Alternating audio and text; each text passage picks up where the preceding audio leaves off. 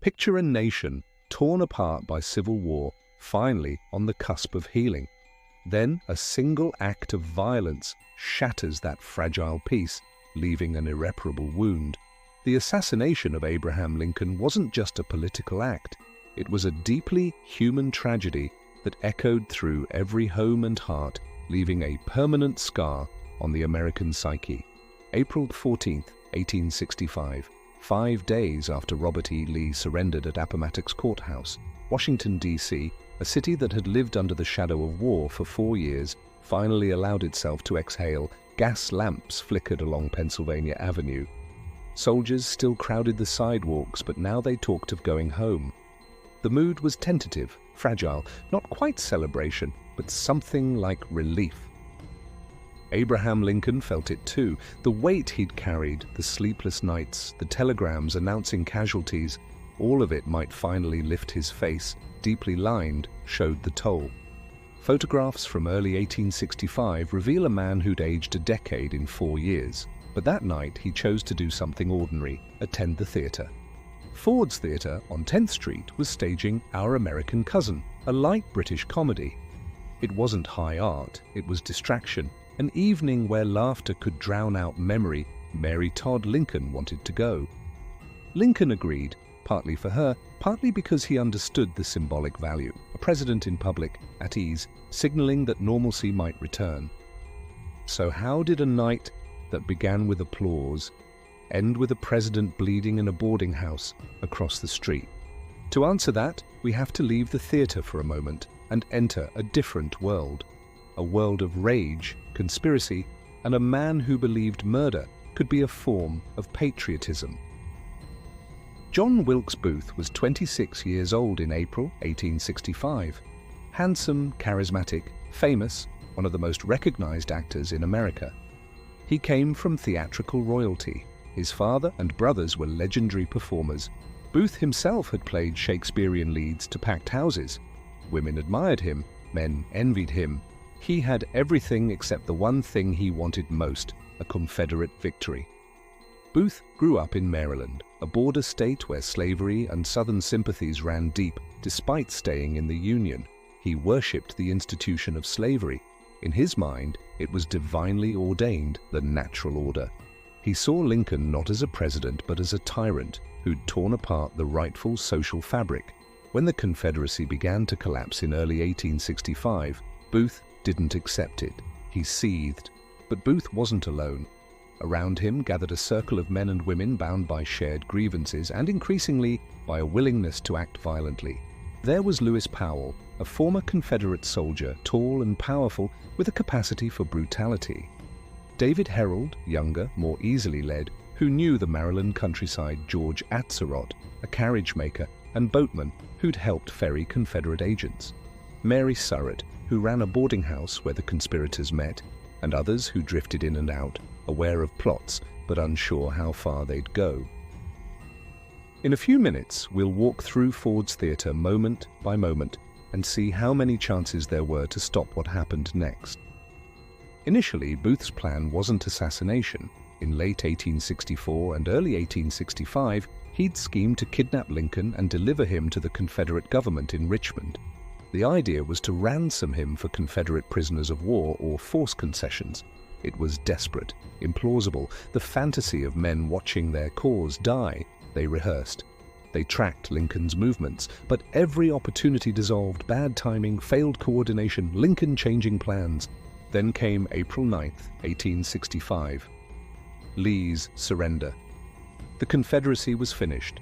For most Americans, that meant the war was over. For Booth, it meant something else, a final, theatrical gesture. If he couldn't save the Confederacy, he could martyr himself for it. And in his mind, killing Lincoln wasn't just revenge, it was tyrannicide, the act of a Brutus striking down a Caesar. But Booth's new plan was even more audacious. He wouldn't just kill Lincoln, he'd decapitate the entire Union government in one night. 3 targets, President Lincoln, Vice President Andrew Johnson, and Secretary of State William Seward, 3 assassins striking simultaneously. The hope was chaos, a government paralyzed, a power vacuum, perhaps a last desperate chance for Confederate remnants to regroup. April 14th arrived. That morning, Booth learned Lincoln would attend Ford's Theatre that evening. He moved fast. He assigned Lewis Powell to kill Seward, who was bedridden recovering from a serious carriage accident. George Atzerodt would take Johnson, staying at the Kirkwood House Hotel. Booth reserved Lincoln for himself. He knew Ford's Theatre intimately. He'd performed there, knew the layout, the exits, the sightlines. He even knew Our American Cousin well enough to predict the biggest laugh line of the night. 3 men, 3 weapons, 3 homes across Washington. Could any of them be stopped? The terrible answer, yes, easily, but no one knew to try. That evening, Lincoln arrived at Ford's Theatre around 8:30, late. The play had already started. When he entered the state box, Box 7 draped with flags, the orchestra struck up "Hail to the Chief." The audience rose, applauded. Lincoln smiled, nodded, sat down. With him, Mary Todd Lincoln, Major Henry Rathbone, and Clara Harris, a young couple joining them for the evening. A single guard, John Parker, was assigned to sit outside the box, but Parker was unreliable. At some point during the performance, he left his post, possibly to get a drink. The door to the president's box was unguarded. This wasn't a lone bullet out of nowhere. Behind the pistol was a web of anger, ideology, and conspiracy that went far beyond one man's trigger finger. Inside the theatre, the audience laughed. Our American Cousin was hitting its marks. Broad humour, physical comedy, a story about an awkward American visiting British aristocrats. Lincoln relaxed into his chair. Mary leaned close. For a few hours, they could pretend the war hadn't happened. Booth arrived at the theatre around 9:30. He wasn't challenged. He was a famous actor. People recognized him. He moved through the lobby, up the stairs toward the dress circle where the state box was located. He carried a small Derringer pistol, single shot, pocket-sized, almost a toy, and a large knife. He also carried a wooden bar he could wedge into the door behind him to delay anyone trying to stop his escape. If you've watched this far, consider subscribing. We're building a library of detailed source-based history that takes these stories seriously. Next, we'll walk through the exact steps Booth took inside Ford's Theatre and how close he came to failing. Booth reached the outer door of the presidential box around 10 o'clock. No guard. He wedged the door shut with his wooden bar. Then he approached the inner door, the one leading directly into Box 7. Through a small hole someone had bored in the door earlier, likely Booth himself during an earlier visit, he could see Lincoln's profile. The president's head, just feet away, silhouetted against the stage lights. On stage, actor Harry Hawke delivered a line designed to bring down the house. "Don't know the manners of good society, eh? Well, I guess I know enough to turn you inside out, old gal, you sock-dologizing old man-trap." The audience roared. That was the moment Booth chose. At 10:13 p.m. he opened the door, raised the Derringer, and fired a single shot into the back of Abraham Lincoln's head. The sound wasn't loud. In the theater's noise and the audience's laughter, many didn't immediately register it. Lincoln slumped forward. Mary reached for him, confused. Major Rathbone turned and saw Booth. Rathbone lunged. Booth slashed him with the knife, a deep cut to the arm, then vaulted over the balcony rail onto the stage, 12 feet below. He landed hard, breaking his left fibula, but adrenaline carried him. He rose, shouted. Accounts vary, but likely Sic Semper Tyrannis, Latin for "thus always to tyrants," Virginia's state motto. Then he limped rapidly across the stage toward the rear exit. Actor Harry Hawke, still on stage, froze. The audience, still unsure, began to murmur, was this part of the play? Some elaborate stunt? Then Mary Todd Lincoln screamed. The confusion shattered. People understood. The president had been shot. Chaos erupted, shouts, people rushing toward the box, others fleeing the theater. A young army surgeon, Dr. Charles Leal, fought his way up to Box 7. He found Lincoln unconscious, barely breathing. The bullet had entered behind the left ear, traversed the brain, and lodged behind the right eye. Leal knew instantly this wound was mortal. but they had to move him. Carrying Lincoln down the theater stairs, they emerged onto 10th Street. Across the road, a man stood in the doorway of a boarding house, waving them over. William Petersen, a tailor, offered his home. They carried the president inside into a small back bedroom and laid him diagonally across a bed too short for his 6'4" frame. If the president had fallen in public, he would die in private, across the street. The room at Petersen House was cramped, narrow, lit by a single gas lamp. Lincoln lay on a simple bed, his long body awkwardly positioned, coat and shirt cut away. Dr. Leal and other physicians, eventually over a dozen would arrive, worked through the night. They could do nothing to save him. The bullet had destroyed too much brain tissue. All they could do was keep him comfortable, monitor his breathing, and wait. Mary Todd Lincoln came and went, her anguish overwhelming. She'd scream, collapse, then compose herself and return. Cabinet members arrived: Secretary of War Edwin Stanton, Secretary of the Navy Gideon Welles, others. Stanton took charge, effectively running the government from that small room. He sent telegrams, dispatched cavalry units, demanded reports. The nation's machinery continued to function, even as its leader lay dying. Word spread fast. Telegraph wires carried the news to every city. Newspaper offices scrambled to print special editions. In Washington, crowds gathered in the streets outside Petersen House, silent, waiting. Some prayed. Others stood in disbelief. 5 days ago, they'd celebrated Lee's surrender. Now they faced something unimaginable. While Lincoln lay dying in a cramped back room, cavalry units and detectives were already moving through the night. But could any capture bring the country back to what it had almost become? We've seen the shot fired, and the president moved across the street. Now, while doctors fight a losing battle, the city and the conspiracy are still moving. Because Booth's plan wasn't just Lincoln. That same night, 2 other attacks unfolded across Washington. At the Seward family home on Lafayette Square, Lewis Powell arrived around 10:15, just minutes after Booth fired his shot. Powell carried a revolver and a large knife. He knocked on the door, claiming to deliver medicine from Seward's doctor. Seward's son Frederick answered, suspicious. Powell forced his way in, pistol-whipped Frederick so brutally he fractured his skull, then ran upstairs. Secretary of State William Seward was in bed, his jaw wired shut from a carriage accident 9 days earlier.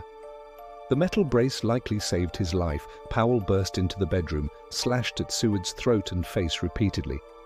Seward's other son Augustus and a male nurse, George Robinson, fought Powell. Blood splattered the walls.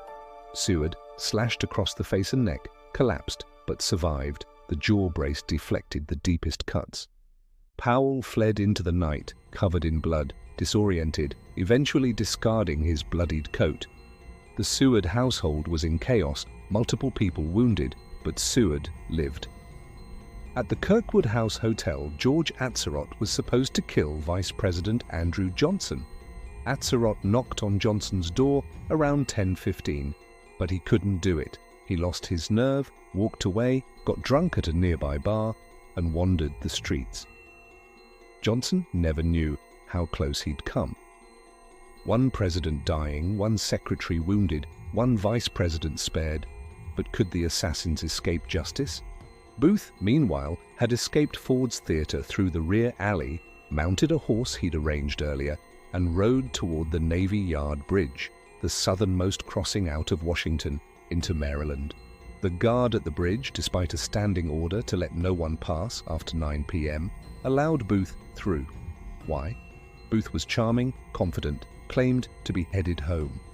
The guard didn't know about the assassination yet. Booth met David Herold south of the bridge.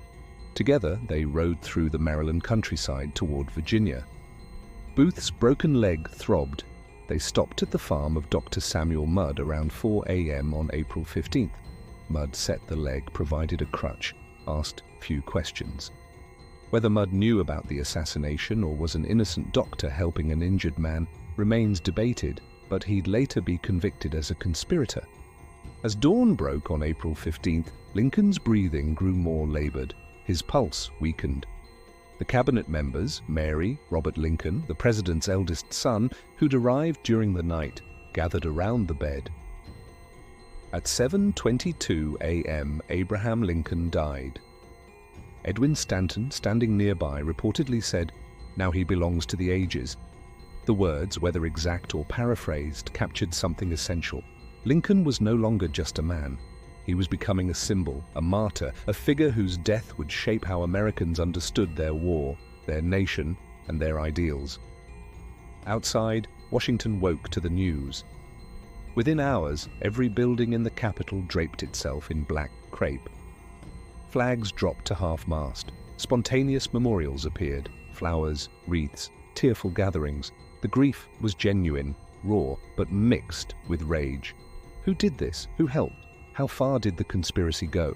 The War Department offered a $100,000 reward for Booth, an enormous sum. Cavalry units fanned out across Maryland and Virginia. Detectives interrogated anyone connected to Booth. The net tightened. Booth and Herold hid in the Maryland swamps for days, sleeping in thickets depending on Confederate sympathizers for food. Booth's leg worsened. He wrote in his diary, justifying his actions, painting himself as a patriot. On April 24th, they crossed the Potomac into Virginia, hiding in barns, moving at night. On April 26th, Union cavalry tracked them to Garrett's farm near Port Royal, Virginia. Booth and Herold were hiding in a tobacco barn. The soldiers surrounded it, demanding surrender. Herold gave up. Booth refused. The soldiers set the barn on fire, trying to smoke him out. Through the flames, Sergeant Boston Corbett saw Booth moving, raised his revolver, and fired. The bullet struck Booth in the neck, severing his spinal cord. Soldiers dragged him out. He died hours later, paralyzed, gasping, "Useless, useless." We followed Booth from Ford's Theater to a burning barn in Virginia.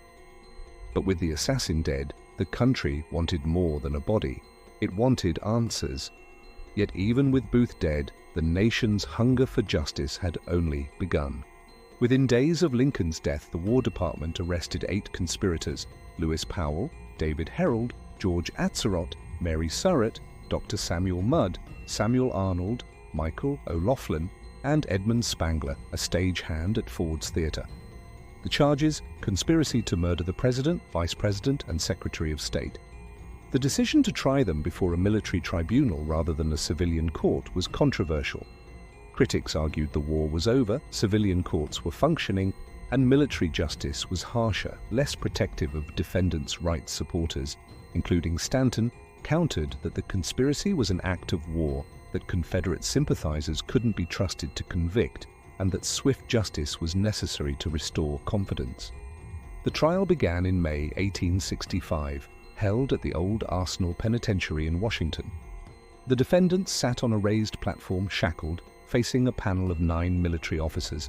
Press artists sketched the proceedings. Photographs were forbidden. The public followed every detail. Newspapers printed daily transcripts. The prosecution's case was straightforward for some defendants. Powell had attacked Seward. Witnesses, physical evidence, his own capture in Mary Surratt's boarding house wearing bloodied clothes. Herold had fled with Booth. Atzerodt had been assigned to kill Johnson and carried a weapon. The evidence was clear. For others, the connections were more ambiguous. Mary Surratt's boarding house had been a meeting place for the conspirators, and her son, John, who'd fled and evaded capture, was deeply involved. But did she know the full plan? Dr. Mudd had set Booth's leg but claimed ignorance. Was he complicit or unlucky? Samuel Arnold and Michael O'Loughlin had been involved in earlier kidnapping plots but claimed they'd withdrawn before the assassination. The trial lasted from May 9th to June 30th. The verdicts came swiftly. 4 were sentenced to hang: Powell, Herold, Atzerodt, and Mary Surratt. 3 received life imprisonment: Mudd, Arnold, and O'Loughlin. Spangler got 6 years. Mary Surratt's sentence shocked many. She would be the first woman executed by the federal government. Appeals for clemency flooded President Johnson, including from some of the military judges. Johnson refused. On July 7, 1865, the 4 were hanged in the courtyard of the old Arsenal. Thousands watched. The execution was swift, efficient, public. Did these punishments heal the country or make the work of healing harder? The answer depends on what you thought justice required. For many Northerners, the swift convictions and executions demonstrated that the Union could protect itself, that conspiracy and treason would be met with decisive force. For others, especially those questioning Mary Surratt's guilt or the fairness of a military trial, the proceedings felt rushed, vengeful, a stain on the very principles Lincoln had fought to preserve. Long after the last conspirator was sentenced, the country kept reliving that night. And the choices made in the weeks that followed still shape the America you live in today. With Lincoln dead and Booth executed, the immediate crisis passed. But the deeper crisis, what to do with the defeated South, how to integrate 4 million formerly enslaved people into American society, what Reconstruction would actually mean, intensified. And the man now responsible for answering those questions was Andrew Johnson. Johnson was a Tennessee Unionist, a Democrat who'd opposed secession and remained loyal to the Union. Lincoln had chosen him as vice president in 1864 to balance the ticket, to signal that the war wasn't about punishing the South, but about preserving the nation. But Johnson's loyalty to the Union didn't mean he supported racial equality. Far from it. Johnson believed in white supremacy. He opposed black suffrage, resisted the Freedmen's Bureau, and sought rapid readmission of Southern states with minimal conditions. He clashed immediately with radical Republicans in Congress who wanted meaningful protections for freed people, land redistribution, and political rights. Lincoln's approach had been evolving, nuanced, balancing reconciliation with justice.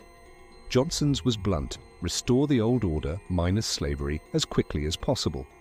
The question historians debate endlessly: would Lincoln have achieved more? Would his political skill, his moral authority, his ability to navigate competing factions have led to a more just Reconstruction? Or would he have faced the same intractable opposition from white Southerners, the same resistance in Congress, the same economic and political forces that doomed Reconstruction, regardless of who led it?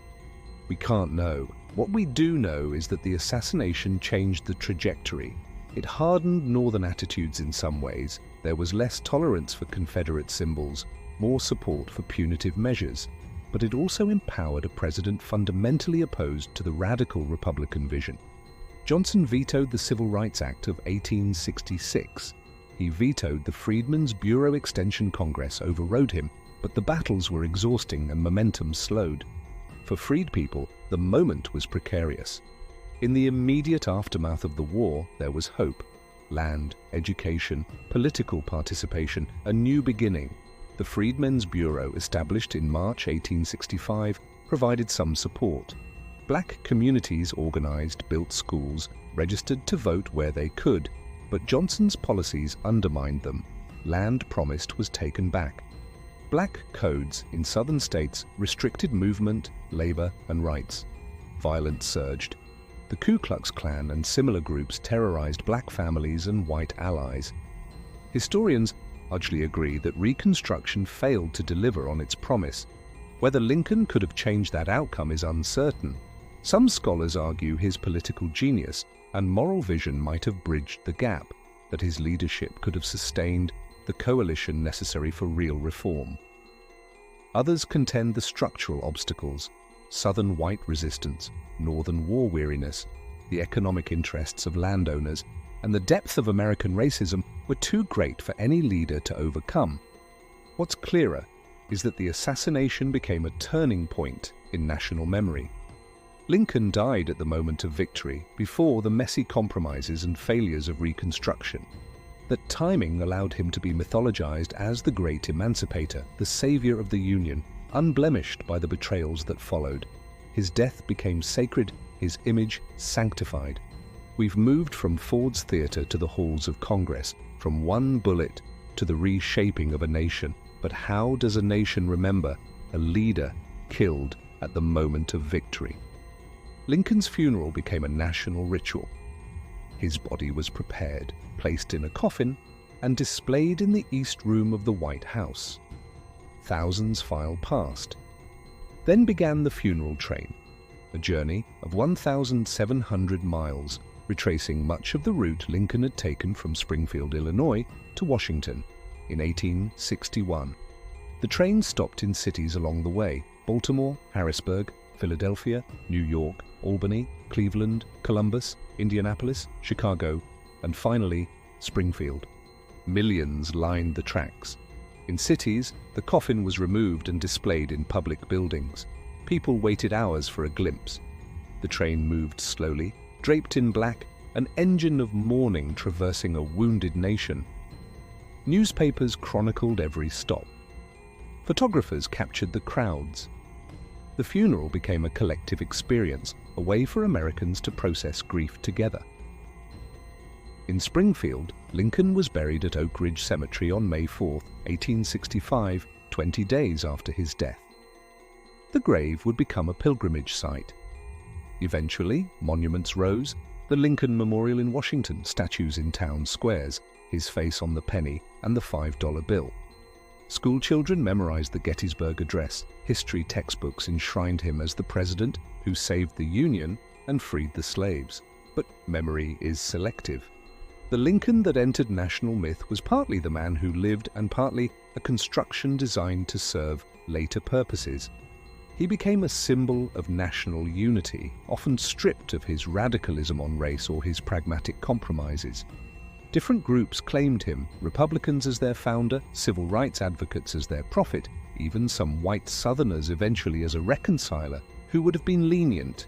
What got lost in the myth was the complexity: the man who grew, who changed his views on slavery and race over time, who made mistakes, who struggled with depression, who was murdered before he could finish the work.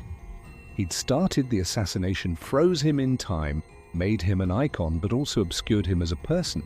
And the assassination itself became a story Americans told and retold.